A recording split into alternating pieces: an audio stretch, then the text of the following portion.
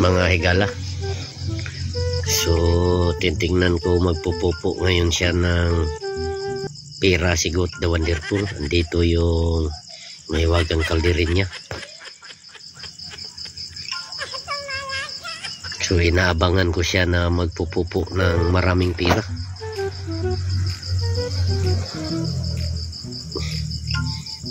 Ayun, kumain pa muna siya.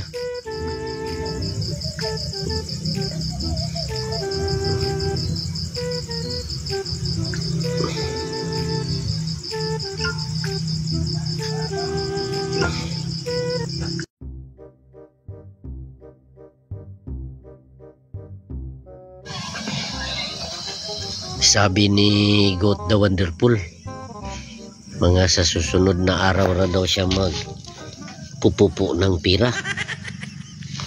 Kasi hindi pa daw natapos yung pinapagawa niya na bahay niya sa kanyang pamilya. Ayun.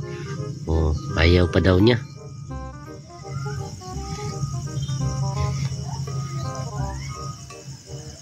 Natatapusin ko raw muna yung bahay sa pamilya niya at mga anak niya, mga higala.